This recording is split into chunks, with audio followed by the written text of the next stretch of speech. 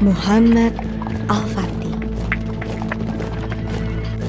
memimpin pasukan menuju Konstantinopel, sebuah kota di antara barat dan timur. Diperebutkan banyak negara adidaya. Berdiri kokoh selama ribuan tahun.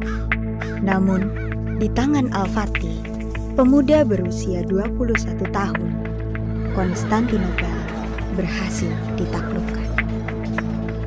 Dan kini kita kenal sebagai kota Istanbul, Turki.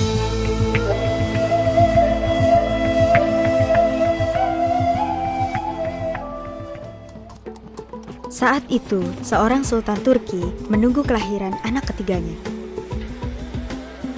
Sultan Murad membaca sebuah kitab suci. Ketika bacaannya terhenti pada surat Al-Fat yang berarti kemenangan, lahirlah seorang bayi. Dinamailah dia Muhammad Al-Fatih. Sejak usia 2 tahun, Fatih belajar tentang pemerintahan dan penaklukan Konstantinopel dengan kedua kakaknya.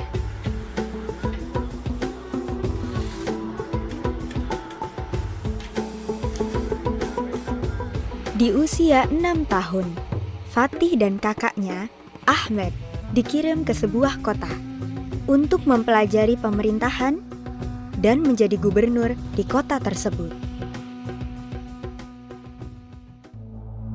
Namun, di tahun yang sama, Ahmed meninggal dunia. 2 tahun setelah itu, kakaknya, Ali, pun meninggal dunia. Tinggallah Muhammad Al-Fatih, harapan terakhir Sultan Murad. Syekh Al-Qurani dan Syamsuddin, 2 guru terhebat di masanya, ditugaskan mendidik dan mengarahkan Al-Fatih.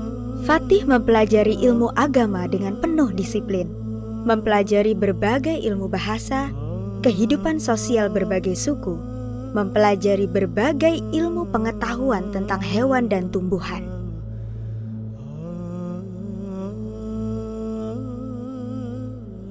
Dia pun mempelajari berbagai teknik perang dan astronomi.